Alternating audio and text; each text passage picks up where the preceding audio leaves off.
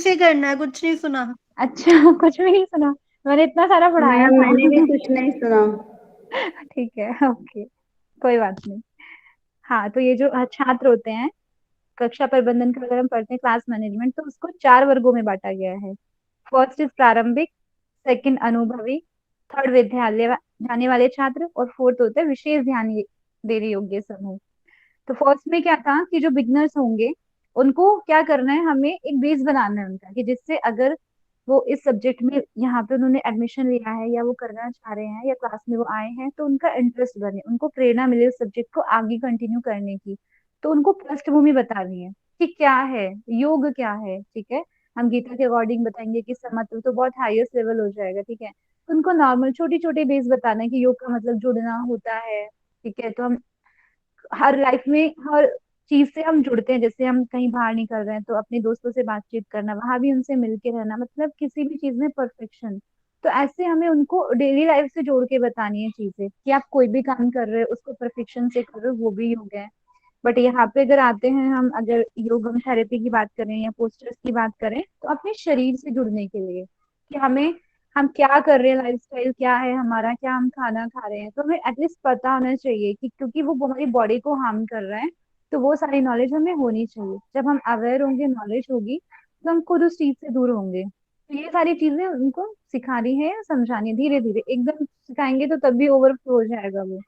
So according to situations बताते रहना है। तो प्रारंभिक छात्र।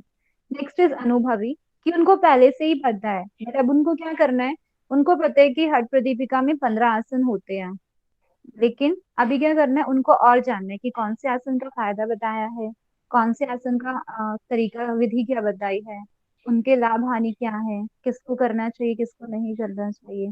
तो अब अनुभवी छात्र को वो और गहराई से जानना है, जो हम पढ़ने वाले हैं, सूक्ष्म और गहराई से। तो ये होता है सेकंड। आवाज आ रही है ना? अभी बता देना मुझे, आवाज ना आए तो। हाँ भावना जी।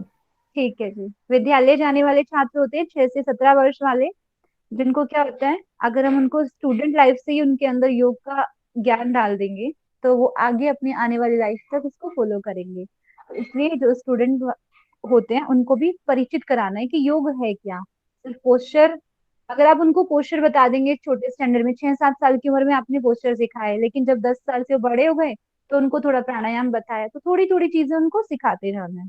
नेक्स्ट इज विशेष ध्यान देने योग्य ग्रुप। इसमें सभी हो सकते हैं, बाल या प्रौढ़, पुरुष या स्त्री, किसी भी लिंग के हो सकते हैं, बालिका या बालक, स्वास्थ्य, व्यक्तित्व स्वास्थ्य विकृति या अपंग, यानी कोई डिसेबल भी हो सकता है, कोई अपंग जो होते हैं हाथ पैरों में जिनकी विकृति है वो भी, बीमारी किन्हीं को कोई विकार है वो भी हो सकते हैं। और उसमें भी दो कैटेगरी हो सकती है, समजातीय यानी एक जैसे, कि उसमें स्त्री स्त्री ही है सभी, या पुरुष ही है, या विषम जातीय, या कोई भी है कि बूढ़े, बच्चे, लेडीज, जेंट्स सभी हैं। तो उसके अकॉर्डिंग ये विशेष ध्यान देने वाले ग्रुप होते हैं, कि हमें इनमें विशेष ध्यान दिया जाता है। अब हम आगे बढ़ते हैं। पूरा ये क्लास मैनेजमेंट के ऊपर है आज का ये टॉपिक। समस्यात्मक छात्रों की व्यवस्था। देखिए, जो समस्या उत्पन्न करते हैं क्लास में, बहुत सारे स्टूडेंट होते हैं ना, ऑनलाइन क्लास में तो पता ही नहीं चलता कि कौन बात कर रहा है कौन नहीं पढ़ना चाहता, लेकिन ऑफलाइन में ये चीजें बहुत फॉलो करनी पड़ती हैं। तो उसके लिए आप देखेंगे कि कैसे आप मैनेज करेंगे चीजों को। अनवधानी, वाचाल और समस्यात्मक छात्रों से व्यवहार करने की नीचे लिखी गई प्रविधियों को अपनाया जाता है।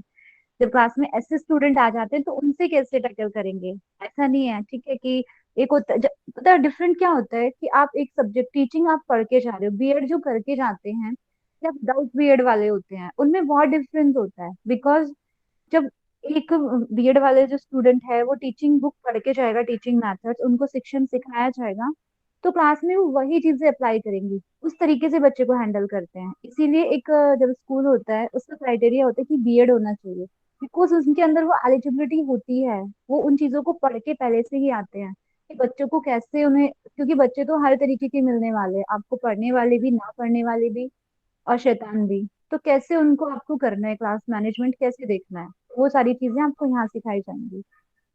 जो छात्र कक्षा में बाधा डालते हैं उनका ध्यान पढ़ाई के कुछ क्षणों के लिए रोककर अध्यापक को अपनी ओर खींचना, उनमें से किसी विशिष्ट छात्र की ओर निरंतर देखते हुए उनका नाम लेकर, यदि सारी कक्षा बाधित हो रही है। ऐसा होता है, पढ़ाई चल रही है, कोई बच्चा डिस्टर्ब कर रहा है, तो क्या करना है आपको, कुछ देर के लिए पढ़ाई रोकनी है, और उनसे आपको बात करनी है, या उनका ध्यान अपनी तरफ अट्रैक्ट करना है, या उनसे बात करके, या फिर उनको ही देखना है कंटिन्यू, या नाम लेकर उनका। ठीक है, अभी क्या करना है कि प्रश्न पूछते हुए किसी बाधक छात्र को कहें कि उनके कारण ध्यानपूर्वक पढ़ाई करने वाले अध्यापक को ध्यान से सुनने वाले और कार्यरत सहपाठियों के काम में बाधा आ रही है। उस पर्टिकुलर छात्र को बोलना है, या उनसे कोई प्रश्न करो, अब वो नहीं बता पाएंगे तो उनको समझाना है कि आपकी शैतानी, सबसे पहले उनको समझाना है। ठीक है, ऐसा नहीं कि शुरू में आपने देखा उनको क्लास से बाहर कर दिया, नहीं। ठीक है, क्योंकि हम स्टूडेंट की साइकोलॉजी पे काम करते हैं कि वो क्यों ऐसा कर रहे हैं, पहले हम उसको देखेंगे, उनको समझाने की कोशिश करेंगे, क्योंकि ह्यूमन बिहेवियर है वो डिस्ट्रैक्ट होता रहता है। ठीक है, तो हम पहले उनको बोलना है कि आपकी वजह से जो बाकी छात्र पढ़ रहे हैं उनको प्रॉब्लम हो रही है, उनका भी ध्यान क्या हो रहा है, डिस्ट्रैक्ट हो रहा है। या अध्यापक को चल रहा कार्य बंद कर किसी अन्य कार्य को प्रारंभ करना चाहिए। या तो हमें ये करना है कि स्टूडेंट को समझाना है, या फिर सेकंड करना है कि जो टॉपिक चल रहा है उसको छोड़ के कोई दूसरी चीज पे डाइवर्ट कर देना है बच्चों का ध्यान। अगर अभी हम थ्योरी कर रहे हैं तो हमें थोड़ा क्वेश्चनिंग पे स्टार्ट कर देना है कि बच्चे थोड़ा सोचना शुरू करें, या कोई डिस्कशन कर लेना है स्टूडेंट्स के साथ। तो ये पहला इसका बताया गया पॉइंट। अभी नेक्स्ट है, समझाने के उपरांत भी कक्षा में जानबूझकर बातें करने वाले छात्रों को अलग अलग करना उपयोगी हो सकता है। अभी क्या हुआ कि पहले आपने समझाया, वो नहीं समझे, अभी आप क्या करो कि जो था दो दो बैठे हुए हैं या तीन बैठे हुए हैं उनको अलग अलग बिठा दो, क्योंकि जब उनके दोस्त उनके पास नहीं होंगे तो फिर वो बातें कम हो जाएंगी। परंतु यदि वे छात्र चेतावनी देने पर भी बाधा डालते रहें तो उन्हें कुछ समय के लिए बाहर निकाल देना चाहिए। देखिए, अभी उनको अलग करने पे भी अगर वो शांत नहीं हो रहे तब उनको बाहर निकालना है। फिर भी ये महत्वपूर्ण है कि निकाले गए छात्रों को शीघ्र ही कक्षा में बुला लेना चाहिए। देखिए, ऐसा नहीं है, क्या होता है ना कि कोई अब मतलब बच्चे शैतानी कर रहे हैं, उनको बाहर ही नहीं खड़े रखना पूरे टाइम। क्या होगा, फिर वो भी आदत डल जाती है उनको ना, वो साइकोलॉजी, उनका माइंड वैसे ही सेट हो जाएगा कि उनको अब क्या करना है, थोड़ी शैतानी करनी है, बाहर खड़े हो जाओगे, नहीं। उनको क्योंकि हमें समझाना है, उनमें चेंज लेकर आना है। सीखने का मतलब होता है बिहेवियर में चेंज, तो हमें ऐसी चीजें उनको सिखानी है कि उनका बिहेवियर चेंज हो, ना कि उनका मन को चेंज कर दें कि नहीं अभी थोड़ा करो आप बाहर खड़े हो जाएंगे। ठीक है, तो उसके लिए क्या करना है कि उनको थोड़ी देर बाद अंदर बुला लो, थोड़ी देर के लिए निकाल के फिर अंदर, और उनसे बोलना है कि आगे फ्यूचर में आपसे ऐसे व्यवहार की अपेक्षा नहीं, मतलब ऐसे एक्सपेक्टेशंस हम आपसे नहीं रखते कि आप फिर से ये व्यवहार करेंगे। ऐसा उनको समझाते रहना है। ऐसा नहीं हुआ कि पनिशमेंट दे दिया भाई, उनसे बात ही नहीं कर रहे हैं, उनको क्लास में अंदर ही नहीं लेना, आप मेरी क्लास में आओगे ही नहीं, ऐसा नहीं करना है। साथ ही साथ अध्यापक को स्थिति और नियंत्रण प्राप्त होगा कि वह अधिक परिचित बड़े छात्रों से संपर्क टालता है। छात्र से मित्रता तो रखे, परंतु उसे अपना सम्मान बनाए रखते हुए एक सामाजिक अंतर रखना आवश्यक है। ध्यान रखिए कि आप छात्रों के अध्यापक हैं। देखिए, उनके उनसे एक फ्रेंडली बिहेवियर तो रखना है स्टूडेंट के साथ, बट हमें एक इतना अंतर रखना, इतना डिफरेंस रखना है कि अपना सम्मान यानी रिस्पेक्ट बनाए हुए, ऐसा नहीं कि टोटली आप फ्रेंडली हो गए स्टूडेंट्स के साथ। ठीक है, एक डिस्टेंस होना चाहिए, इतना होना चाहिए आपकी बातें वो सुने और आप उनकी बातें सुन सके, इतना फ्रेंडली होना चाहिए। बट थोड़ा सा एक डिफरेंस होना जरूरी है, तो जिससे कि उनको ये रहे कि हाँ ये हमारे स्टूडेंट है। अगर बिल्कुल फ्रेंडली बिहेव हो जाएगा तो आप वो आपकी बात सुनेंगे ही नहीं। किसी छात्र के प्रति मनमुटाव बनाने से बच्चे, किसी छात्र के प्रति कोई धारणा नहीं बनानी, कोई मनमुटाव नहीं रखना किसी के प्रति, उनको सुनना है, नहीं समझ में आता तो उनको फिर समझाना है। ऐसा नहीं है कि बिल्कुल ही हम उनको इग्नोर कर दें या उनके लिए एक धारणा सेट कर दे मन में, ऐसा नहीं करना है। फिर है, छात्र को सहायता करने में आपकी प्रभावशीलता आपके धैर्य और सूझबूझ पर निर्भर करेगी। और जो छात्र हैं, जो स्टूडेंट हैं, अपनी सूझबूझ से क्या करना, धैर्य से उनको उनकी सहायता करनी है किसी भी तरीके से। ऐसा नहीं है कि उनको मतलब आपने पढ़ाया और खत्म हो गया, उनके कोई क्वेश्चन है, उनकी कोई प्रॉब्लम्स हैं तो उनको भी साथ साथ ही सॉल्व करना है। अच्छा, ये क्लियर है यहाँ तक? क्लियर जी हुआ आप मैम। लोगों को? हाँ। Yes ma'am. हाँ। Yes ma'am. अच्छा, मुझे बताएं मैम क्या वॉइस समझ आया ब्रेक हो आपको? रहा है आपका। अभी भी ब्रेक है क्या? नहीं, क्लियर है। अच्छा, किसी किसी का हो रहा है। ठीक है, अभी मुझे नीलू जी नहीं, चलो मैं पूछती हूँ कौन बताएगा। रितु शर्मा जी हैं? रितु शर्मा जी। जी मैम, मैं अभी थोड़ी देर पहले ही ज्वाइन करी, मुझे तो कुछ भी समझ में नहीं आया मैम। अच्छा ठीक है, कोई बात नहीं, जी जी आपने मैम। सुना नहीं पहले। अंकिता जी जी, जी मैम। Yes ma'am. आप बताइए, जो समस्या उत्पन्न करने वाले छात्र होते हैं क्लास में, कैसे उनको आप एक दो पॉइंट जो भी आपने समझा होगी। अच्छा जी मैम। मैम हम्म। इसमें अगर जैसे बच्चे क्लास में पढ़ाई कर रहे हैं और पढ़ाई करते समय वो डिस्टर्ब कर रहे हैं, आपकी बातें नहीं सुन रहे हैं, तो आपको उनका नाम लेकर उनको बुलाना चाहिए और उन्हें उसके बाद उनसे क्वेश्चन पूछें, उनको समझाएं। फिर अगर तभी भी उनको समझ में नहीं आता है या उनकी बदमाशी कम नहीं होती है, तो फिर उस टॉपिक को ही चेंज कर देना चाहिए और उस टॉपिक को छोड़ करके कोई दूसरे टॉपिक पे बात करें। वेरी और गुड, बस अंकिता जी अभी इतना ही बताइए, आप बहुत बढ़िया बताया आपने। और अब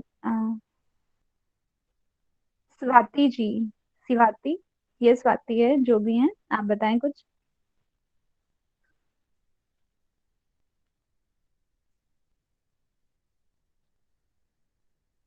बताइए, आवाज आ रही है मेरी? यस मैम आ रही है। हाँ प्लीज बताइए। स्नेहा जी बता दीजिए, स्नेहा जी आप बता दीजिए। Yes ma'am. मैम आज हम लोगों ने पूरे कक्षा प्रबंधन के बारे में पढ़ा था कि क्लास मैनेजमेंट हमको किस तरह से रखना है, बच्चों को कैसे हैंडल करना है। अगर कोई बच्चा हमारी बात नहीं सुनता है या फिर शरारत करता है पढ़ाने के दौरान, तो उसको कैसे टैकल करना है। उसे पहले समझाना है, फिर अगर वो नहीं सुनेगा तो थोड़ी देर के लिए उसको पनिशमेंट देना है, और ऐसा नहीं कि पूरी तरह से पनिशमेंट दे दे, उसको इग्नोर किए, फिर उसको क्लास में हाँ हाँ वापस। बिल्कुल। बताइए बताइए, अच्छा बता रहे हैं। पर्टिकुलर कंटेंट है, फिर उससे उसको परिचित करवाना है कि मतलब पनिशमेंट की आड़ में ये भी नहीं हो कि उसको कुछ भी नॉलेज ना मिल सके। तो इन सारी बातों को ध्यान रखकर एक सफल कक्षा का जो प्रबंधन है वो हम कर सकते हैं, ये इसमें बताया गया है मैम। हाँ, ये इसमें स्टूडेंट का धैर्य, जो स्टूडेंट होते हैं वो जी टीचर जी। का धैर्य वहां पे दिखता है कि आप कैसे बच्चों के साथ कितना धैर्य पूर्वक टैकल कर सकते हैं। अगर आप भी उनकी तरह बिहेव करेंगे तो डिफरेंस ही नहीं रह जाएगा ना स्टूडेंट और जी टीचर का। जी। तो आपको बहुत परिस्थिति को देखते हुए काम करना है, पहले उनको समझाएं, फिर अलग अलग करके बिठाएं। ये आपको ना नॉर्मल पॉइंट है, ये तो आपको पढ़ने की जरूरत भी नहीं पड़नी चाहिए बाद में। आप यस क्लास मैम। में हैं अगर तो आपको याद ही हो जाएंगी ये सारी चीजें। सही जी बोल रही जी। हूँ मैं या फिर याद करना पड़ेगा अभी? नो नहीं नहीं नहीं। मैम, याद सही नहीं बोल रहे करना हैं। पड़ेगा, याद नो करना मैडम, हाँ याद हो जाएंगे। हाँ, ये याद रहेंगे, बहुत इजी पॉइंट है, इसीलिए मैं बोलती हूँ कि इसको समझ के ना अपने आप से कनेक्ट करके पढ़िए। चलो हम आगे बढ़े हैं अभी, हम पूरा करते हैं इसको। मैं बस देखना चाह रही थी आपको समझ में आया ना। अभी देखो, अभी समस्या उत्पन्न करने वालों जो छात्र थे उनके लिए है। अभी क्लास मैनेजमेंट में क्या आता है, बैठना भी तो आता है कि आप कैसे बच्चों को बिठाएंगे। अभी आपने अगर बच्चों को एक साथ बिठा दिया तो आपको पता ही कैसे चलेगा कि कौन बच्चा बातें कर रहा है, कौन नहीं कर रहा है, कौन पढ़ रहा है।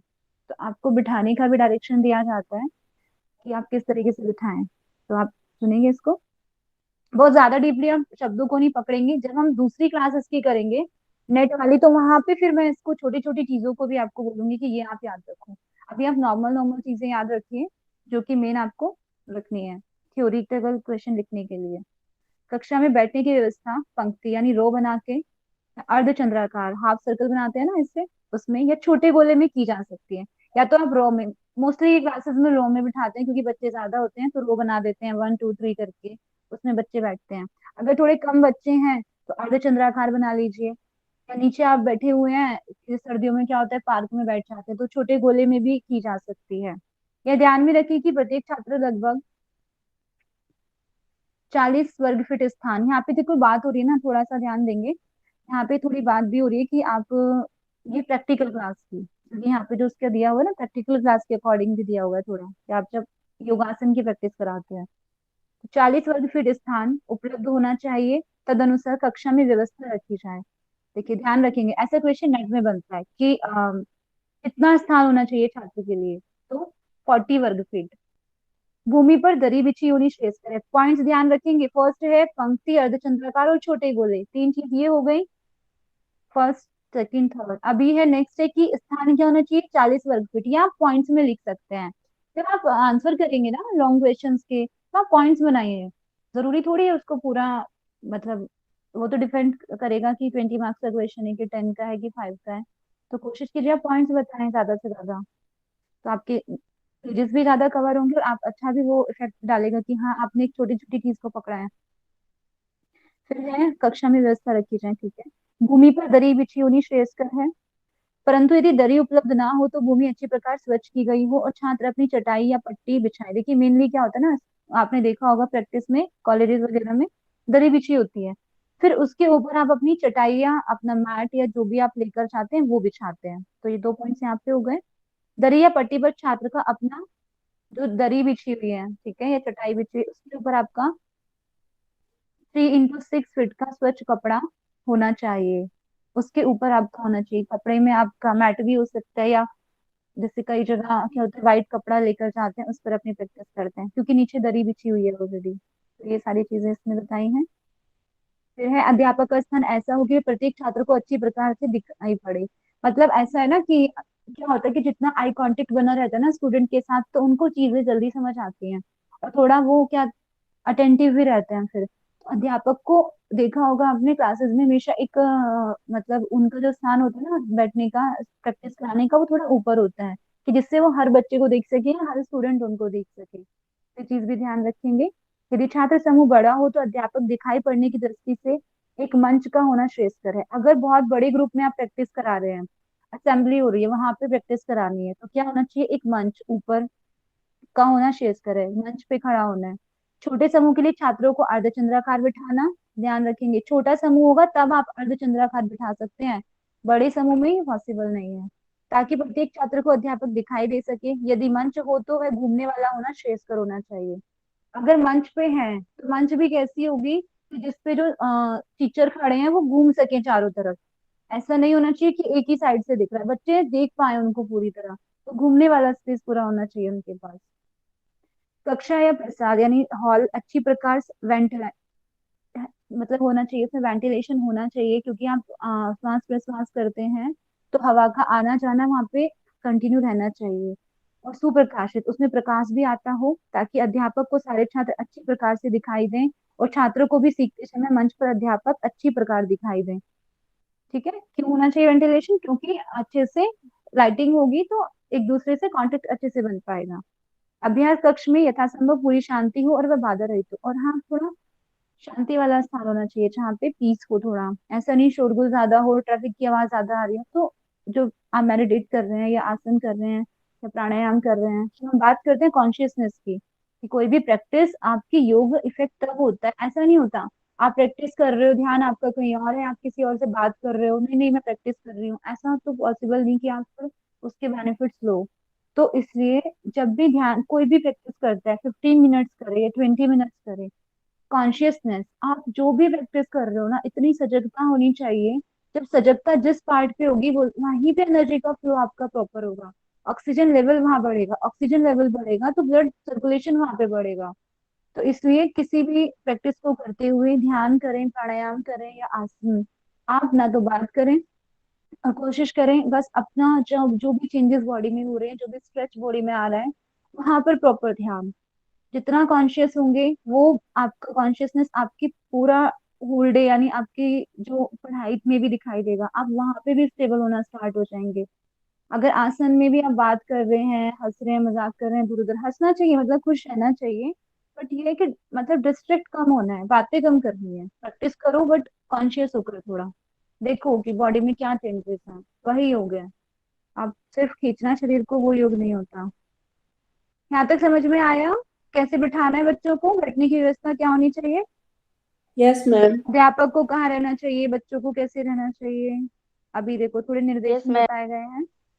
ओके जी, योग के किसी विशिष्ट अभ्यास को सीखना अध्यापक द्वारा स्पष्ट निर्देशन पर निर्भर होता है। ठीक है, मतलब जो बच्चे सीख रहे हैं उन पर निर्भर नहीं करता, वो कुछ चीजें जो है हमारे टीचर हैं उन पर भी निर्भर करती हैं।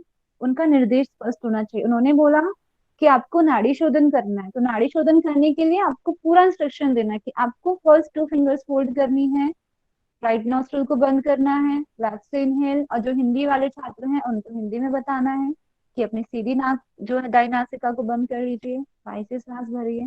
तो इंस्ट्रक्शंस क्लियर होने चाहिए। औपचारिक निर्देश प्रारंभिक अवस्था में दिए जाना श्रेयस्कर है। औपचारिक यानी फॉर्मल जो इंस्ट्रक्शंस देने हैं स्टार्टिंग में, निर्देशन कार्य को इस प्रकार बांटा जा सकता है। तो इसमें बताएंगे कि किस प्रकार आप जब इंस्ट्रक्ट करते हैं तो किस किस प्रकार से आप उसको कैटेगराइज कर सकते हैं। अब अभ्यास कर्म करने से पूर्व मौखिक, व्यक्तित्व या समूह द्वारा प्रत्यक्ष अभ्यास करते समय, अभ्यास की समाप्ति पर सूचना या दोष। पहले क्या किया आपने, सबसे पहले उनको मौखिक रूप से बता दिया कि क्या क्या करना है, फिर प्रत्यक्ष करके दिखा दिया, ठीक है, और फिर लास्ट में उनको दोष निवारण के रूप में अब आपने उनको देखा कि वो क्या आसनास कर रहे हैं, क्या प्रैक्टिस कर रहे हैं, षटकर्म कर रहे हैं, अभी आपने उनको देखा, ऑब्जर्व किया, लास्ट में जब समाप्त हुआ तब उन्होंने बताया कि आपकी ये गलती है, आपकी पोजीशन ऐसे नहीं ऐसे होनी चाहिए, 90 डिग्री होनी चाहिए, फेस आपका ऊपर उठा हुआ होना चाहिए। तो वो सारी चीजें लास्ट में, तो इस तरीके से कैटेगरी भी ले रही है इसको। प्रारंभिक निर्देश छात्रों को अशुद्धि न होने में या उन्हें रोकने में सहायता देती है। जब हम शुरू में थोड़ी इंस्ट्रक्शन दे देते हैं तो बच्चे ना कॉन्शियस हो जाते हैं, ठीक है, अलर्ट हो जाते हैं इस चीज के लिए, और जो गलतियां ज्यादा होने वाली होती हैं वो थोड़ी कम रहती हैं, ताकि बाद में उन्हें दूर करने की नौबत ना आए। अगर हम पहले ही थोड़ी चीजें बता के चलेंगे तो स्टूडेंट्स उनको थोड़ा ध्यान में रख के काम करेंगे कि हाँ सर या मैम ने ऐसे बताया था तो मुझे ऐसे करना है प्रैक्टिस। व्यावहारिक निर्देश छात्रों को शुद्ध और प्रभावी कार्य संपन्न करने में सहायक होते हैं। व्यवहारिक निर्देश जो दिए जाते हैं वो कार्य को शुद्ध करते हैं, मतलब उसको ज्यादा अच्छे से वो कर पाते हैं परफेक्शन के साथ, और इफेक्टिवली कर पाते हैं।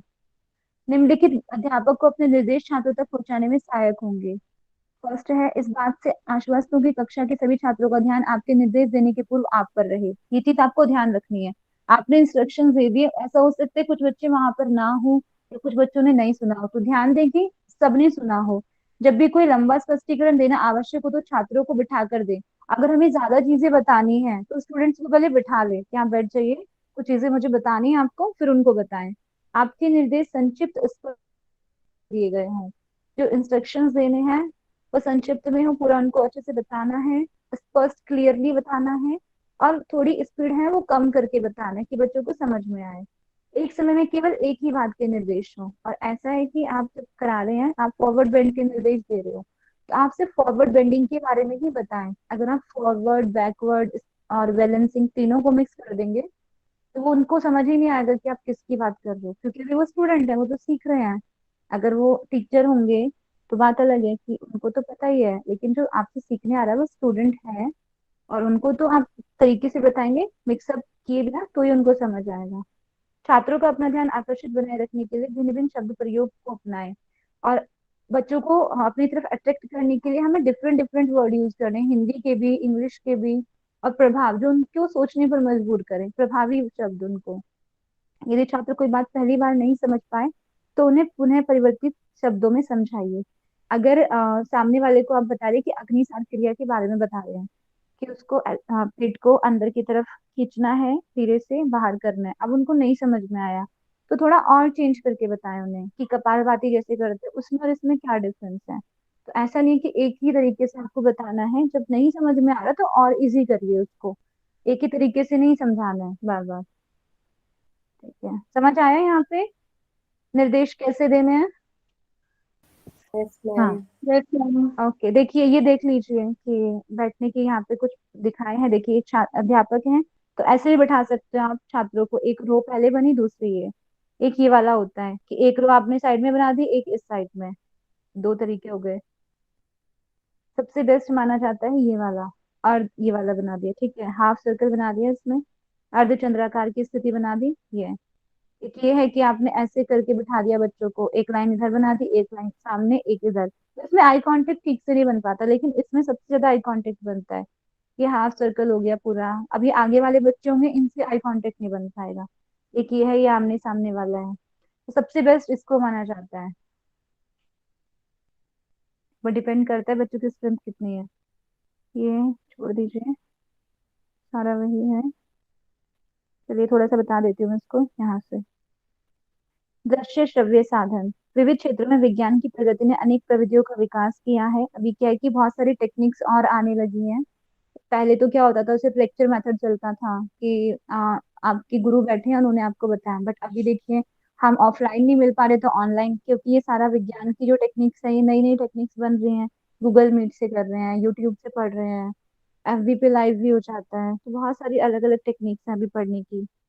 तो जिससे ज्ञान बहुत व्यापक रूप में लोगों को उपलब्ध होने लगा है। अब क्या है कि आप अगर स्कूल कॉलेज नहीं जाते हैं तब भी आपको ज्ञान मिल जाएगा। ऐसा नहीं है कि पहले तो स्कूलिंग के ऊपर डिपेंड होता था, कोई स्टोरेज नहीं होती थी। अभी आप नहीं भी जाएंगे तो आप कोई लेक्चर अगर आपने नहीं भी अटेंड किया तो यूट्यूब पर आप देख सकते हैं।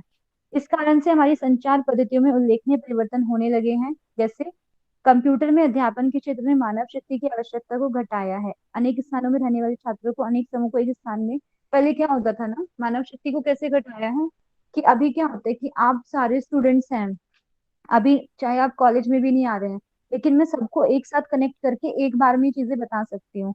बट पहले ऐसा नहीं था। अगर पहले इस तरीके की सिचुएशंस होती तो शायद एक एक से बात करनी पड़ती, एक एक को समझाना पड़ता। लेकिन अभी वो सारी चीजें वो कम हो गई है कि मेहनत क्या हो गई है, कम हो गई है टीचर्स की, कि अभी वो एक बार में ही सभी को समझा सकते हैं। तो ये बहुत ज्यादा इफेक्ट आया है, मतलब जो वैज्ञानिक चेंजेस आए, जो टेक्निक्स अभी आई हुई हैं उनसे। अनेक स्थानों में रहने वाले छात्र हित हो गया है। संचार के क्षेत्र में अनेक क्रांतिकारी संभावनाएं, जैसे दूरदर्शन टीवी के माध्यम से बहुत सारी न्यूज मिल जाती है अभी। दृश्य साधन देखने की बहुत सारी चीजें हैं उपलब्ध हो रहे हैं। ये हमारे इतिहास में नया मोड़ है, और ये सारे माध्यम असंख्य लोगों तक पहुंचने का एक प्रभावी साधन है। और इन सब की वजह से क्या होता है कि हमारी जो नॉलेज होती है, जो कंटेंट होता है टीचर के पास, वो असंख्य लोगों तक पहुंच रहा है। अभी देखिए एमडीवाई की हम बात करें जैसे, तो वहाँ की जो वीडियोस हैं, जो हमारे कनेक्ट होंगे वो भी, और जो नहीं भी कनेक्ट है वो भी, तो वो सब देख पाते हैं। तो क्या होता है कि अभी इतना ज्यादा चीजें अवेलेबल हो गई हैं, इतनी ज्यादा नॉलेज आपको घर बैठे ही मिल जाती है। तो ये सारी चेंजेस हमारे आए हैं अभी एजुकेशन में। चलिए ये सब आप पढ़ लेंगे, कुछ इतना इसमें है नहीं। चर्चा विमर्श के बारे में बात करते हैं। पाठ के अंत में थोड़ी देर के लिए प्रश्नोत्तर का कार्य करने से उपलब्धि का मूल्यांकन होने और छात्रों की कठिनाइयों का निराकरण क्यों करना चाहिए, लास्ट में क्वेश्चन आंसर। बिकॉज उससे क्या होता है कि आपको जो डाउट्स है वो भी सामने दिख जाते हैं कि आपको क्या समझ नहीं आया। दूसरा, हमें ये पता चलता है कि हमने जो पढ़ाया है वो उसका मूल्यांकन, यानी उसको हम देख सकते हैं कि फीडबैक उसको कह सकते हैं कि आपको कितना समझ में आया, तो वो चीजें पता चलती हैं। देखिए छात्रों का प्रश्न पूछना जरूरी है, जब वो पूछेंगे तो उनको प्रोत्साहित करना है। विचार चर्चा हेतु समूह को संबोधित करें, ठीक है, कि उनको पूछना है तो आप उनके विचार आपको समझ में आएंगे। तो इसलिए स्टूडेंट्स को मोटिवेट करना है क्वेश्चनिंग के लिए। छोटे प्रश्न को भी अगर कोई स्टूडेंट पूछते हैं तो उनको भी ऐसे डिमोटिवेट नहीं करना, उनको भी मोटिवेट करना है, क्योंकि आगे वो और अच्छा प्रश्न पूछे, उनकी हंसी नहीं उड़ानी है। यथासंभव सभी छात्रों को चर्चा में सम्मिलित करने का प्रयास करें, ना कि कुछ ही छात्र सीधा उत्तर देने में आगे रहे। ऐसा नहीं है कि जो स्टूडेंट्स पढ़ते हैं सिर्फ उन्हीं पे फोकस करना है, जो नहीं पढ़ते उनको भी देखना है कि क्यों वो नहीं पढ़ पा रहे। क्योंकि ऐसा ऐसा नहीं है कि जो एक फर्स्ट आने वाला स्टूडेंट है और एक लास्ट वाला स्टूडेंट है, वो लास्ट वाला कमजोर है, ऐसा नहीं। कई बार क्या होता है कि उसका अटेंशन नहीं होता इतना पढ़ाई की ओर, तो आप उनको देखें कि क्या प्रॉब्लम उनको आ रही है, तो उसका ध्यान में रखते हुए आगे बढ़ना है। और हाँ, थोड़ा ध्यान रखने की, जो इम्पोर्टेंट हो मर्यादा में रहकर, ठीक है, जो स्टडी से रिलेटेड टॉक्स हो वही करनी है, अननेसेसरी भी नहीं करना है। चर्चा के कार्य में अध्यापक छात्र से अधिक जानने वाला होना चाहिए। हाँ, अगर चर्चा कोई चल रही है तो जो अध्यापक की नॉलेज है वो छात्र से ज्यादा होनी चाहिए, तो तभी क्या होगा कि उसके आंसर्स वो दे पाएंगे। यदि किसी बिंदु को अध्यापक नहीं जानते, उन्हें नहीं समझ पाते, तो निसंकोच अपनी असमर्थता मान लेनी चाहिए और बाद में बता देना चाहिए। उस बिंदु को अगली बार समझा देंगे। देखो, हमारे टीचर हैं जिनसे हम पढ़े हैं, उनका क्या था, उन्हीं से हम लोगों ने काफी सीखा है। राहुल सर हो या मैं हूँ या पूजा मैम, उनका हमेशा रहता था कि जैसे वो क्लास में कुछ पढ़ा रहे हैं और हमने कुछ ऐसा क्वेश्चन किया उनको नहीं आया, तो उन्होंने हमेशा बोला कि मैं आपको कल बताऊंगा। ऐसा नहीं बोला कि हाँ अभी बताते हैं, नहीं मुझे पता है, ऐसा नहीं। वो कल, क्योंकि एक टीचर भी क्या होते हैं, वो भी कुछ चीजें उसको भी हो सकती है कि नहीं आती हैं, ठीक है। तो क्योंकि वो जो नॉलेज रखते हैं वही आपसे शेयर करते हैं, तो हो सकता है वो पॉइंट उनका भी छूट गया हो, या वो फॉरगेट हो गया हो। तो एक टीचर का होना चाहिए कि अगर स्टूडेंट कोई सवाल करता है, उनको नहीं आता, तो एक्सेप्ट करना चाहिए कि मैं आपको कल बताऊंगा, अभी मेरे ध्यान में नहीं है, या विस्मरण हो गया है। वो एक अच्छे टीचर की पहचान होती है। तो हमारे टीचर से हमने यही सीखा था। वो हमें ऐसे ही बिल्कुल समझा, और नेक्स्ट डे वो इतना अच्छा और बताते थे हमें कि जो पहले से भी दिन से भी ज्यादा अच्छा क्लियर होता था। तो टीचर को ये नहीं दिखाना कभी भी कि मुझे सब आता है, मुझे मैं सब जानता हूँ, और उनको ऐसा लगे ना कि नहीं मैं नहीं बता पाया तो ये तो बेइज्जती होगी, ऐसा नहीं। आपको नहीं, आप गलत मत बताओ किसी को, नहीं आता है तो मत बताओ, लेकिन गलत नहीं बताना है कभी भी। तो ये चीजें एक अच्छे टीचर की पहचान है, ना कि ये कि हाँ जो बताना है अभी बताना है। तो ये चीजें ध्यान में रखनी है, छोटी छोटी चीजों से ही आप अच्छे टीचर बनते हैं। ध्यान रखें कि छोटे बालक इतने परिपक्व नहीं होते कि वे समूह चर्चा के कार्य में सहभागी हो सके। उन्हें अलग तरीके से प्रोत्साहित करें, छोटे बच्चों के लिए है, क्योंकि छोटे बच्चे क्या होते हैं, उनको क्या वो चर्चा करेंगे, ठीक है, तो उनके किसी और तरीके से उनको आपस में कनेक्ट करना है या प्रोत्साहित करना है आगे बढ़ने के लिए। प्रश्न कार्य को दिए जाने की समय अवधि मर्यादित रखें। आज क्वेश्चनिंग होती है लास्ट में, उसको 10 मिनट के लिए 15 मिनट के लिए रखना है। ऐसा नहीं है कि वो बहुत लंबे टाइम तक के लिए आप क्वेश्चनिंग कर रहे हैं, तो लिमिटेड टाइम में हर चीज करनी है। और इतना ही, ये एक और चीज है इसमें। 8 अतिरिक्त अभ्यास, योगाभ्यास को प्रारंभ करने और प्रविधियों को स्पष्ट करने के कार्य चालू होने के छात्रों को उनके घर से स्वयं अभ्यास करने को कहें। देखिए, जो प्रविधियां, जो विशेष विधि आप यूज कर रहे हैं क्लास में, वो आपने बच्चों को सिखाई है, तो वो उनको बोले कि वो घर से भी पढ़कर आए, क्योंकि अगर आप क्लास में पढ़कर घर से नहीं पढ़ते हो ना सारी चीजें, फिर आप वापस से वो उतना ज्यादा स्टोरेज नहीं होती है आपकी ब्रेन में, जितना आप दोबारा पढ़ेंगे वो होंगी। तो कोशिश करना है कि स्टूडेंट्स को बोले कि वो वापस से उसको घर जाके एक बार पढ़ें या दोहराएं। तो ये सारी चीजें उनकी अशुद्धियां सुधारने में, परिवर्तन लाने में बहुत इंपॉर्टेंट होंगी। यहाँ तक क्लियर है आप सभी को? Yes ma'am. समझ में आया क्या आपने पढ़ा? अच्छा, यस मैम। कोई भी मुझे बताएंगे? मैं नाम, स्मृति जी बताएंगी। स्मृति जी, आप बताइए, क्या आपको समझ आया? स्मृति जी। Hello ma'am. हाँ जी, ममता जी। हेलो। हाँ मैम, हाँ इको जी, हो हाँ रहा जी। होगा, मैं थोड़ा सा इको। एक मिनट। हाँ, थोड़ा है आपकी साइड से। बहुत ज्यादा इको हो रहा है मुझे, कट कट सा रहा है। मैं सुनाई दे अच्छा रहा है अच्छा। मैम? हाँ जी, सुनाई दे रहा, आप बताइए, मैं सुन रही हूँ।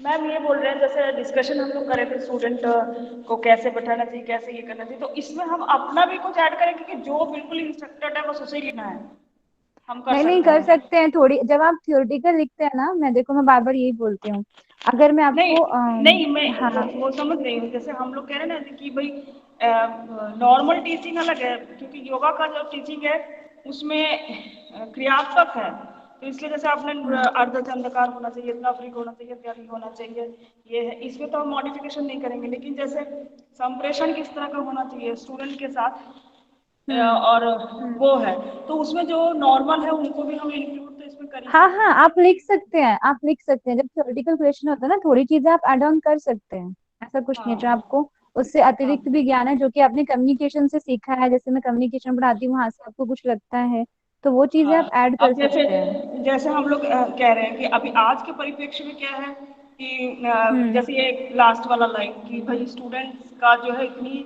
बौद्धिक क्षमता नहीं होती। अब हमारे ही क्लास में है तो बहुत सारे बड़े उम्र के भी लोग हैं, तो हो सकता है कि वो उसका हाँ जी। सब्जेक्ट ये तो उसका, हम्म हाँ, तो इस तरह के कुछ एंगल्स हम लोगों को अपने आप दिमाग में आता है। तो कई बार इसीलिए थोड़ा डिस्कस कर हम्म रही थी कि अब आज के परिप्रेक्ष्य में, क्योंकि कई सारे चीजों में ऐसा नहीं कि एक ही समूह वर्ग के लोग ही उसमें हैं, तो उसकी कार्य क्षमता हम्म कुछ की अलग और कुछ की कम हो जाएगी, है ना मैम? बिल्कुल। तो है ना, एज के तो अकॉर्डिंग उसका, फर्क आता है, बिल्कुल। हाँ, मैं थोड़ा इको हो रहा, बहुत कान में लग रहा है, लेकिन मैं फिर भी सुन रही हूँ। ठीक है मैम, कोई थोड़ा बात वो कर नहीं। रही हूँ, है ना? ठीक है, ठीक है, ओके जी। हाँ, तो हाँ, सभी को थैंक यू मैम, समझ आया थैंक ना? यू। किसी का कोई डाउट हो तो बता देंगे, फिर मैं नेक्स्ट टॉपिक स्टार्ट कर रही हूँ अभी। यहाँ से रिलेटेड कोई भी डाउट हो तो प्लीज बताएं। कक्षा प्रबंध यानी क्लास मैनेजमेंट से रिलेटेड, आपने देखा इसमें 4 ग्रुप्स होते हैं। समस्यात्मक छात्र कैसे आप डील करेंगे वो भी बताया, बिठाना कैसे है वो बताया है, ठीक है। और आपको आगे बताया कि जो आजकल टूल्स यूज हो रहे हैं, जो कि अभी वैज्ञानिक जो साइंटिफिक नई नई चीजें निकल के आ रही हैं, टेक्निक्स, तो उससे क्या बेनिफिट होते हैं। और चर्चा क्वेश्चनिंग के लिए कैसे बच्चों को करना चाहिए, मोटिवेट, वो सब चीजें।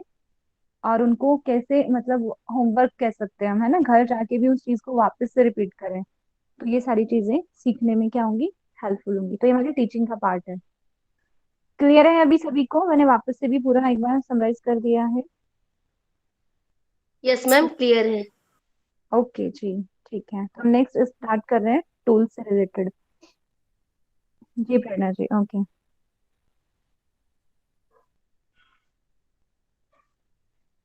नेक्स्ट हमारा छठा अध्याय है, यानी 6। इसमें अध्यापन साधन, ठीक है, कि जो टूल्स यूज करते हैं, ये है आपके में, ठीक है, ये सिलेबस का पार्ट ही है, कि जो टूल्स यूज करते हैं और उनका महत्व क्या है और क्यों वो हेल्पफुल है, तो उसके बारे में हम थोड़ा इसमें देखेंगे। बहुत ज्यादा नहीं, लेकिन थोड़ी चीजें हम इसमें देखेंगे। वो क्यों हेल्पफुल होते हैं टूल्स। अभी देखो, मैं चाहूँ तो आपको बिना बुक प्रेजेंट करे भी पढ़ा सकती थी, मैं देखती रहती, आपको नहीं दिखाती। अच्छा, कोई बताए क्यों मैंने यूज किया होगा ये पीपीटी, बताइए। क्यों मैं पीपीटी यूज ये कर भी रही एक हूँ टूल्स है इसीलिए। मैम। हाँ, टूल। आपको क्या क्योंकि फायदा हो रहा है टूल्स इससे? क्योंकि आपको क्या इससे हम फायदा हो रहा है अच्छी इससे? तरह से दिख भी समझ रहा सके। है, सुन भी रहा है। हाँ, इससे जी क्या मैम, हो रहा है ना, देख भी रहा है, देखो। सुन। हाँ, आपके दो सेंसेस यहाँ पे यूज हो रहे हैं, एक तो आईज और एक आपका लिसनिंग। ठीक है, अगर मैं सिर्फ जितनी ज्यादा सेंसेस आपके इन्वॉल्व होंगे, अगर आप लिखेंगे, ठीक है, उसको सोचेंगे उसको, तो ये सारी चीजें, जितना सेंसेस आपके इंद्रियां हैं वो इन्वॉल्व होंगी, उतना ज्यादा आप सीखते हैं। तो ये ध्यान रखें। क्यों ऐसा होता है कि टीवी में आप एक चीज को देखते भी हैं और सुनते भी हैं तो जल्दी उसको ध्यान में रख लेते हैं, क्योंकि आप एक तो इंटरेस्ट एक होता है, देखो सबसे पहले होता है इंटरेस्ट, आप कितने इंटरेस्ट से वो चीज देख रहे हैं, वो भी इफेक्ट करता है। और दूसरा ये, जब आप देखते और सुनते दोनों हैं तो वो ज्यादा आपको लंबे टाइम तक याद रहता है। तो इसीलिए कि जब हम ऑनलाइन टीचिंग की बात कर रहे हैं तो हम साथ में एक बुक प्रेजेंट कर देते हैं, तो आपको पता है कि कौन सा शब्द पढ़ रहे हैं, कौन सा चैप्टर पढ़ रहे हैं। कल को आपने बुक भी नहीं उठाई और क्वेश्चन आ गया कि साधन, तो आपको याद रहेगा, अरे वो मैम ने पढ़ाया था क्लास मैनेजमेंट, उसके बाद वाला चैप्टर था ये, 6 चैप्टर था, कुछ कुछ आपको याद रहेंगी चीजें। तो इस ये वाले टूल्स में आते हैं, तो आपको समझ में तो आ ही गया होगा क्यों महत्वपूर्ण है ये।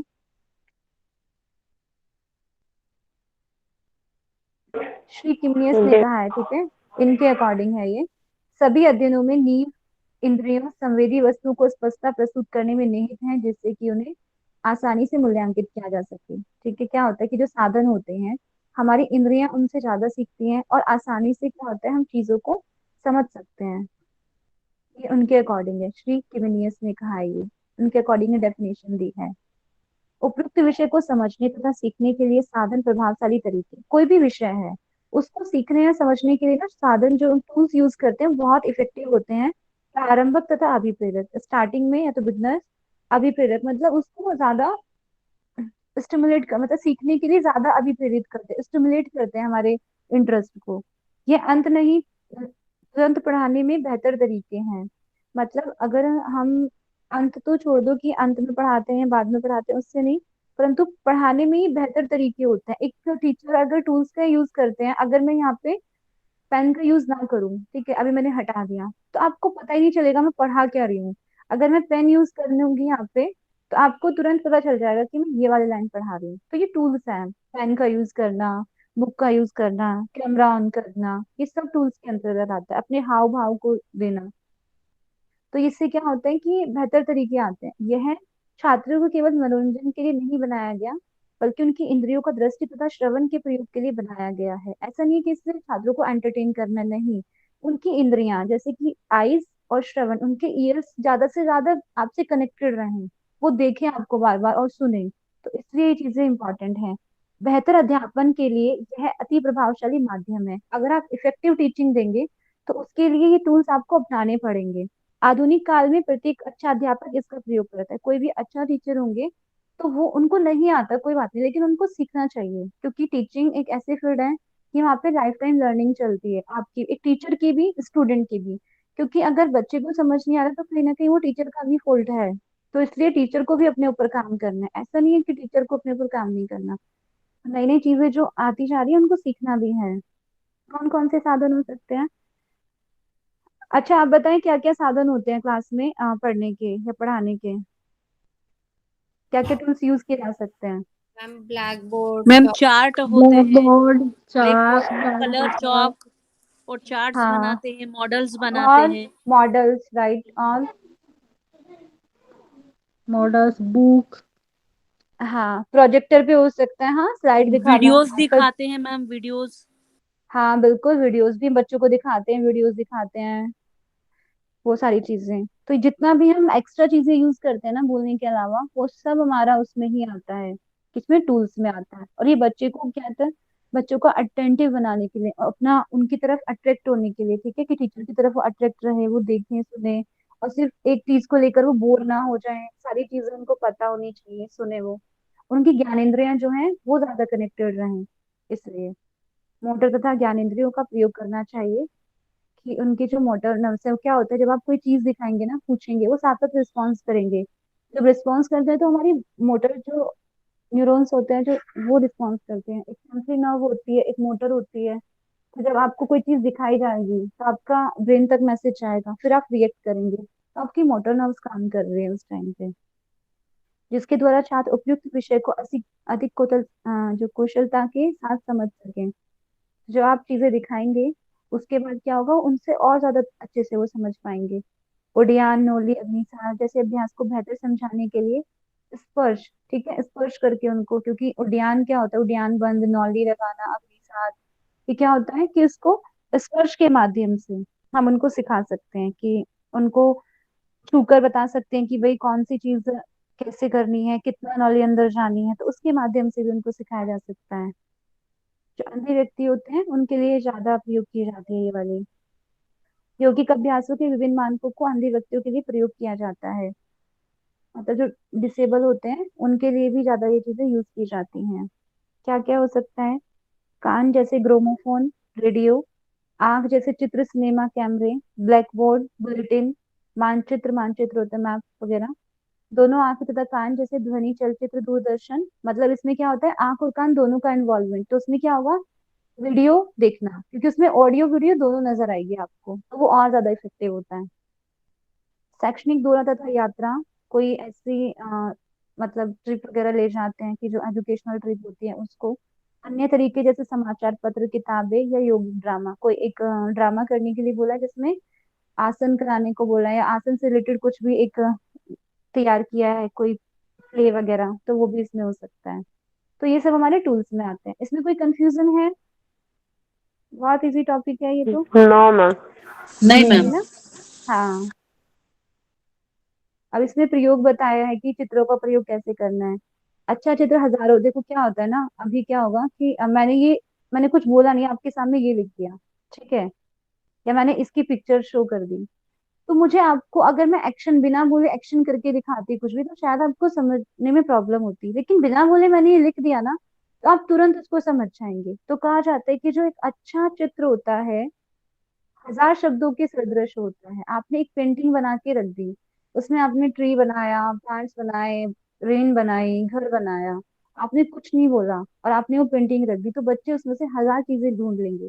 तो इसलिए एक चित्र हम प्रेजेंट करते हैं तो वो क्या होता है, हजार शब्दों के बराबर होता है, तो बच्चा उससे ज्यादा जल्दी लर्निंग करते हैं। वे कहते हैं देखने में विश्वास करना है, इसलिए कक्षा में अध्यापन साधनों की व्यवस्था आवश्यक है। इसलिए क्या करना है कि हमारे पास जो टूल्स है वो होने चाहिए। हड्डियों का अध्ययन इसके लिए अपवाद नहीं है, और लेकिन हाँ जैसे हमारे थियोरटिकल सब्जेक्ट है, ऐसा नहीं है कि उनके लिए भी आपको सारी चीजें मिले, डिपेंड करता है आप क्या सब्जेक्ट पढ़ा रहे हैं, ठीक है। एनाटॉमी फिजियोलॉजी है, वहां पे उसको समझाना बहुत डिफिकल्ट होता है, तो वहां पे तो ये चीजें हमें जरूर यूज करनी है।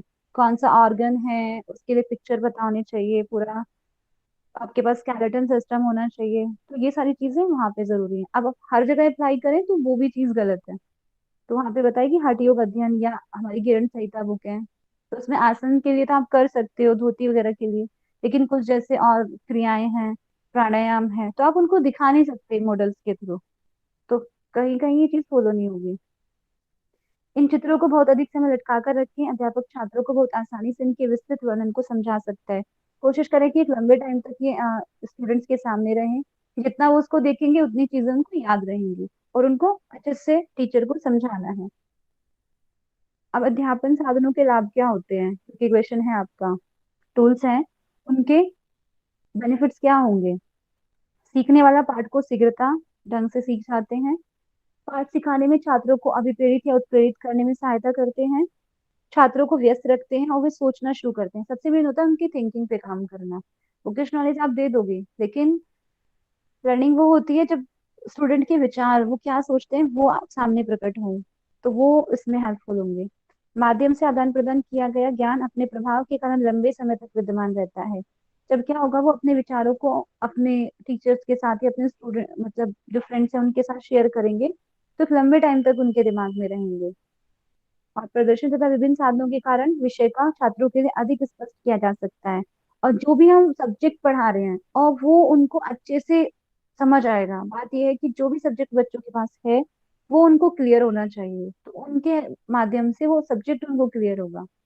पाठ का वांछित उद्देश्य तुरंत ही पूरा हो जाता है, कि जो हम थियोरेटिकल में उसे 4 लेक्चर में समझाते हैं, अगर हम उसके साथ कोई टूल्स यूज कर रहे हैं तो हम उसे शायद 2 लेक्चर में भी खत्म कर दें और बच्चों को उससे बेहतर समझ में आएगी। तो ये भी पॉसिबल है। सर्वोत्तम निर्णायक होते हैं कि साधन प्रभावशाली है या नहीं। अतः छात्र होता है ना, छात्र ही सर्वोत्तम निर्णायक, मतलब एक स्टूडेंट भी उस चीज को बता सकते हैं जो आप टूल्स यूज कर रहे हैं कि वो ज्यादा इफेक्टिव है कि नहीं है। अतः योग शिक्षक को साधन तैयार करने के मूलभूत सिद्धांतों का पता होना चाहिए, कि उनको पता होना चाहिए कि कैसे कौन से साधन को यूज करना है या कहाँ पे क्या टूल्स आपको यूज करने हैं। अध्यापन साधनों को चयन करने के सिद्धांत, कैसे वो जो स्टूडेंट जो टीचर हैं वो स्टूडेंट के लिए चयन करें। प्रारंभिक चरण होता है, अध्यापक को अति सावधानी पूर्वक अध्यापन साधनों का चयन करना चाहिए या उससे परिचित होना चाहिए। आप जिस चीज को यूज कर, अगर आप गूगल मीट पे क्लास ले रहे हैं, आप जूम पे क्लास ले रहे हैं, सबसे पहले तो आपको ऑपरेट करना आना चाहिए। आपने सोचा नहीं मैं तो ऑनलाइन क्लास लेने वाली हूँ, और आपको वो नहीं आता कैसे कैमरा ऑन करते हैं, कैसे म्यूट करते हैं, अनम्यूट करते हैं, स्क्रीन प्रेजेंट कैसे होती है, जब आपको उसकी नॉलेज खुद नहीं होगी तो आप स्टूडेंट को कैसे आप इफेक्टिव क्लास दे पाएंगे। तो सबसे पहले टीचर को उसका नॉलेज होना चाहिए। साधनों का प्रयोग करने में नवीनता होनी चाहिए या सजीव होना चाहिए।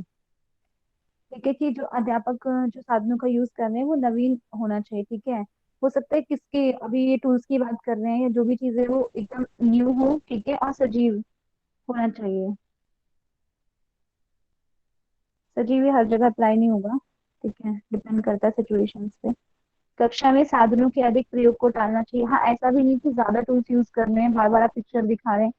डिपेंड करता है कि कौन सी क्लास चल रही है, कितने टाइम के लिए आपको दिखाना है, किस चीज को आपको ज्यादा समझाना है पिक्चर के माध्यम से, तो वो आपको मैनेज करना है। प्रयोग करने या प्रस्तुत करने से पूर्व साधनों को तैयार करना चाहिए, उनकी विधिवत जांच करनी चाहिए।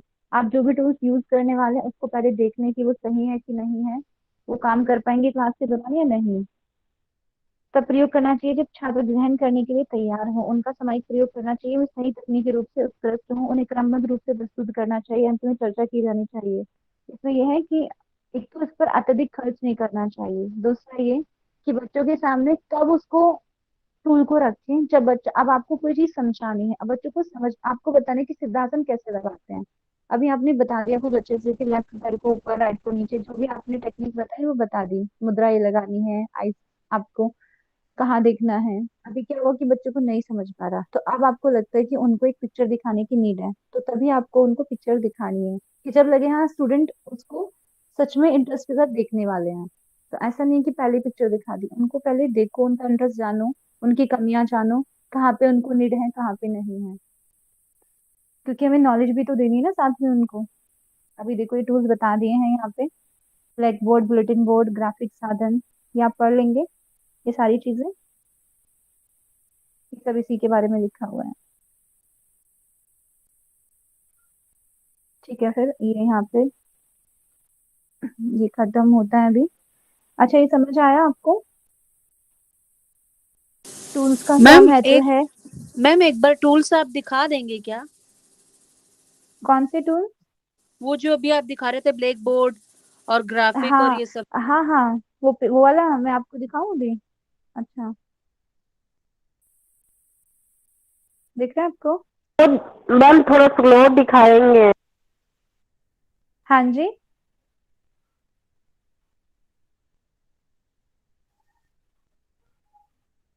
आपको यही लिखना है?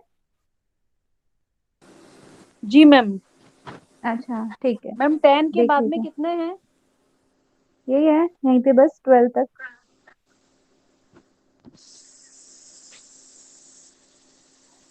आपका ब्लैक बोर्ड है, बुलेटिन बोर्ड, जी ग्राफिक मैम। साधन, जी सचित्र मैम। पाठ्य पुस्तकें जिनमें आपकी पिक्चर्स भी हो, मैग्नेटिक बोर्ड, आजकल तो डिफरेंट डिफरेंट बोर्ड चल गए हैं, स्मार्ट बोर्ड जिनको कहते हैं, अलग अलग तरीके के। तो जैसा भी आप जैसे आप मैथ्स पढ़ा रहे हैं ऑनलाइन तो आपको स्मार्ट बोर्ड यूज करना पड़ता है, तो वो सारी चीजों की नॉलेज होनी चाहिए, कौन सा सब्जेक्ट आप पढ़ा रहे हैं, किसमें क्या चीजें हेल्पफुल होंगी। यौगिक मॉडल्स होंगे, ओवरहेड प्रोजेक्टर, दीवार पोस्टर चार्ट, छोटे बच्चों के लिए होता है कि चार्ट बना के लगा देना कि वो उसे जल्दी समझ जाते हैं। योग की तस्वीरें हो गई, gramophone, loud speaker, television, video और सीडी, एलसीडी, क्योंकि एलसीडी में आपको कोई पिक्चर प्ले करनी है, ये सारी चीजें थोड़ा बच्चों के लिए आ जाती हैं, इसमें आपको बच्चों को दिखाना है। ठीक है, ओके मैम। हाँ, तो ये साधन आपके टूल्स हैं कि आप जब टीचर हैं तो आप क्या क्या चीजें आपको यूज करनी है इसमें। प्रेरणा जी, आप स्क्रीनशॉट जरूर ले लेना। अच्छा, मुझे अब बताएंगे, कल्याणी जी बताएं कि अभी तक हमने कितने टॉपिक कवर कर लिए हैं। अभी जो जी मैम। जितना मैंने पढ़ाया है, क्या क्या टॉपिक हमारा कवर हो गया? स्टार्टिंग से ना, बैठने का हाँ जी, व्यवस्था। हाँ जी, पहले तो स्टार्टिंग आप, से। हाँ, हम्म। समस्यात्मक छात्रों की व्यवस्था आप पढ़ाए थे। हम्म। वहाँ जो बच्चे हम्म। मैं डिस्क्राइब करूँ ना, से बोल जाऊँ क्या क्या नहीं पढ़ी नहीं, हूँ। डिस्क्राइब नहीं करना, डिस्क्राइब नहीं करना, अभी आप नॉर्मल बताइए। अच्छा, तो उसके बाद आप बैठने का व्यवस्था कैसे होना चाहिए वो भी पढ़ाए थे। हाँ। उसके बाद, हाँ, समझाने के उपरांत कक्षा में वो तो हम ये पढ़े थे। फिर दृश्य और हम्म। मतलब साधन के बारे में पढ़ाए थे। फिर चर्चा विमर्श कैसे चर्चा करना है उसके बारे में। हम्म। हम्म। पाठ व्यवस्था करने मतलब कैसे मतलब होम, उसके बाद होमवर्क कराना है बच्चों को, पढ़ाने के बाद होमवर्क के लिए बोलना है। फिर हम्म। अध्यापन साधन तथा इसका महत्व के बारे में आप पढ़ाए। फिर चित्र हम्म। का प्रयोग। हम्म। और उसके बाद, हाँ, ठीक है, ठीक है। अध्यापन साधन के जो लाभ है उसके बारे में, और हम्म। अध्यापन साधन के चयन के सिद्धांत और टूल्स के बारे में तो हम्म। लास्ट में आप पढ़ा दिए। जी जी जी, बहुत बढ़िया। अभी मुझे बताएंगे नीलू जी। नीलू जी, स्टार्टिंग में हमने क्या पढ़ा था, इससे पहले का बताइए कुछ। मैम वो जो आप क्लास शुरू किए उस समय से बताऊं क्या? हाँ हाँ हाँ, वहां से बताइए। हाँ, सबसे पहले आपने ना हम लोगों को जो पढ़ाया वो कक्षा प्रबंधन से सभी स्टार्ट नोट्स किया। करेंगे ये पॉइंट्स। देखिए, आप एग्जाम आप देंगे, आपको पता होना चाहिए टॉपिक्स क्या क्या है आपके, तो जिन्होंने हाँ नहीं जी, बताया देखो वो मैम लिखिए। बताइए जी, नीलू जी। हाँ जी, सबसे पहले आपने पांचवा अध्याय शुरू किया कक्षा प्रबंधन से। उसमें उन्होंने सबसे पहले तो आपने चार डिवाइड में जो जो छात्र होते हैं उनको डिवाइड करने की बात आपने बताई, चार भागों में डिवाइड करेंगे कक्षा प्रबंधन के अंतर्गत। और उसके बाद फिर मैम मैं मेन टॉपिक ही बता रही ना। फिर हाँ, उसके बाद एक्सप्लेन नहीं करना, बस मेन मेन बताना है। हाँ, फिर उसके बाद आपने समस्यात्मक छात्रों का निवारण बताया कि समस्यात्मक बालकों को किस तरह से हैंडल करना है। उसके बाद फिर आपने बैठक व्यवस्था बताई कि बैठक व्यवस्था कैसी होगी, अर्धचंद्राकार होगा, गोलाकार, जो भी है। तो आपने बैठक व्यवस्था बताया। फिर उसके बाद आपने ना निर्देशन बताया है कि एक शिक्षक होगा, वो किस तरह से निर्देशन देगा। तो निर्देशन बताया। उसके बाद आपने दृश्य श्रव्य सामग्री के बारे में बताया। दृश्य श्रव्य सामग्री के बारे में बताने के बाद आपने चर्चा विमर्श बताया कि चर्चा विमर्श की बच्चों को कैसे हम मोटिवेट करेंगे क्लास में एक्टिव होने के लिए। ये चर्चा विमर्श आ गया। फिर उसके बाद आप नेक्स्ट चैप्टर में आ गए। उस चैप्टर का नाम था योग में अध्यापन साधन और इसका महत्व। तो इसके अंतर्गत आपने ना बताया कि जो एक राइटर थे, श्री श्री किमिनियस का थॉट आपने बताया उसके हम्म। अंतर्गत। फिर उसके बाद आपने आगे बताया इसमें साधनों के विभिन्न प्रकार बताए आपने। और साधनों के विभिन्न प्रकार बताने के बाद सभी संभावित चित्रों का प्रयोग बताया। चित्रों के प्रयोग के बाद अध्यापन साधनों के लाभ को बताया कि इनसे क्या बेनिफिट मिलता है, लाभ मिलता है। और उसके बाद फिर आपने बताया कि अध्यापन साधनों को जब चयन करते हैं तो उसके सिद्धांत और उसके प्रारंभिक चरण किस तरह से होते हैं। और उसके बाद आपने लास्ट में बताया अध्यापन में प्रयोग होने वाले जो साधन है उनकी पूरी आपने लिस्ट बताई। जी जी, और ठीक है। हाँ जी, एक एक और छूट रहा है, एक और हम्म। बता दी। हम्म। उसके बाद बताइए। आपने ना पूरी लिस्ट बताई। फिर ना निष्कर्ष बता दिया, श्रव्य साधन वगैरह। हाँ, बस हो गया, हो गया जी, हो गया, बस इतना ही बताया था अच्छा जी, हो गया जी। जी। ठीक है। हाँ, देखिए, मैं बताना चाह रही थी, आपने जो आज पढ़ा है वो तो क्लास मैनेजमेंट से पढ़ा है, लेकिन इससे पहले भी अगर आप देखते हैं आपका लर्निंग, ठीक है, नोट डाउन करेंगे, आप मुझे बताएंगे आपको क्या नहीं किया आपने, ठीक है। लर्निंग किया है, टीचिंग किया है, और ये मैंने आपको थोड़ा बहुत बताया था, योग गुरु की क्या क्वालिटीज होनी चाहिए, ये सब आपने खुद किया था। और अच्छा बाद मैम, में आप जब ये मैंने पूछ रहे थे क्या मुझसे? आप जो अभी बता वो पूछ रहे थे मुझसे? ओ, तो मैं अभी बता देती हूँ, डोंट वरी। नहीं नहीं, रुकिए रुकिए, मैं बता ओके देती जी, हूँ। ओके। हाँ, उसमें जो मैंने योग गुरु की क्वालिटीज क्या होनी चाहिए, इसका मैंने आपको बुक में भी रेफरेंस दिया था, याद है नीलू जी? जब मैंने पढ़ाया था तो मैंने बताया था यहाँ से आप लिख सकते हैं, क्योंकि उसमें लिखा हुआ था। हाँ याद ना, है आपने आपको? बताया था, हम्म। मैं बताती हूँ। वो जो आपने बताया था ना, विधि को प्रभावित करने वाले तत्व, तो विषय हाँ वस्तु था, और पहले की पृष्ठभूमि और छात्रों के आप पेज अनुभव। नंबर भी हम्म। बोल दिए। हाँ, हाँ तो उसमें थे पूरे अच्छे अध्यापक के गुण उसी में थे। हाँ, तो क्योंकि मैंने उसको ज्यादा रिलेट इसलिए नहीं किया क्योंकि आप लोगों ने बहुत अच्छा उसको सभी एक्सप्लेन कर ही दिया था, ठीक है, तो वो आपका है। दूसरा, फिर आगे आपने धीरे धीरे करके टीचिंग मेथड्स आपने पढ़े हैं, फैक्टर्स पढ़े, क्या इफेक्ट करते हैं उसको, ठीक है। तो ये सारी चीजें आप कर चुके हैं अभी, आपने सोर्सेज पढ़ लिए, तो आपको ना मेन हेडिंग्स बनाने जरूर है, और थोड़ी चीजें उसके अंदर लिख कर रखिए कि क्या क्या आपने पढ़ा है, क्योंकि क्वेश्चन वहीं से, अब ये ना हो आपको कि ये तो आपने पढ़ा ही नहीं, आपको आता नहीं। जो क्लास में उनको तो पता ही है, लेकिन जो क्लास में नहीं होंगे दिक्कत तो आती है उनको, चाहे उनके पास बुक भी हो चाहे नोट्स भी हो, लेकिन जब पता ही नहीं होगा किया क्या है, करना कैसे है, तो वो समस्या खड़ी हो जाती है फिर। तो आप बताओ मुझे, ये टॉपिक से आपका कुछ छूटा है? किसी को कुछ ना आता हो या किसी को कुछ पूछना हो, जितने भी अभी हुए हैं? मैम मेरा थोड़ा सा अध्यापन साधनों का जो लाभ बताए थे ना वो छूट गया है, एक बार उसको अगर बताएंगे हाँ, तो। कौन सा वाला? अध्यापन साधनों के लाभ। अच्छा, जो अभी हम आज पढ़ रहे थे। हाँ यस मैम, जो आज पढ़ाए थे ना, एक्चुअली नेटवर्क इशू हो गया था ना तो मैं लेफ्ट हो गई थी, तो थोड़ा सा छूट गया अच्छा, है उसका। कोई बात नहीं, एक बार ना आप रिकॉर्डिंग देख लेना, और आपको अगर जी नहीं मैम। समझ में आता है तो आप मुझे जरूर जी। पूछ लेना, ठीक है। यस। जी मैम। क्योंकि रिकॉर्डिंग इसीलिए हमने रखी है कि जो लोग नहीं आ पा रहे हैं या जिनको दोबारा देखना है तो वो देख सकते हैं। अगर आपको नहीं समझ में आता तो मैं हूँ आपके लिए, ठीक है, आप कभी जी भी मैम। पूछिए। और कुछ पहली क्लासेस से किसी का कुछ रह गया हो, कोई भी बताएं। मैम एक क्वेश्चन था मेरा। पूछिए। मैम, आपने जो पेपर में भी दिए थे आप, वो जो हम्म। टीचिंग मेथड का बारे में, कई सभी हम्म। तीन टीचिंग मेथड्स के बारे हम्म। में जो आप दिए थे, हम्म। तो हाँ जी। टीचिंग टीचिंग मेथड्स जो लिखना है, तो उसके पहले उसका जो घटक है उसको लिख के उसके बाद टीचिंग मेथड्स लिखना है। नहीं, देखिए, अगर क्वेश्चन आता है ना, आपके पास क्वेश्चन है कि तीन टीचिंग मेथड्स को लिखिए, तब आप हाँ। तीन को ही डिफाइन कीजिए। अगर मैं पूछती हूँ कि उसके घटक और टीचिंग मेथड्स, तब आप लिखना उसको, घटक को, ठीक है। ओके मैम, तो आप ओके उनको मैम। उसमें इंक्लूड मत करना। अगर मैंने बोला है कि सिर्फ दो टीचिंग मेथड्स आप एक्सप्लेन कीजिए, जितना अच्छा। क्वेश्चन पूछा जाए ना उसके हिसाब से आंसर देना, बेकार में अपना अच्छा, टाइम नहीं खराब करेंगे, है ना। अगर मैडम मैं बोली कि अगर प्रेरणा जी, मान रिकॉर्डिंग लीजिए। ऑफ कर दीजिए अभी, क्योंकि हम लोग डिस्कशन कर रहे हैं, तो आप ऑफ कर दो अभी तो। हाँ जी, पूछिए मैम अंकिता जी। अच्छा सॉरी, अभिजीत जी। मैम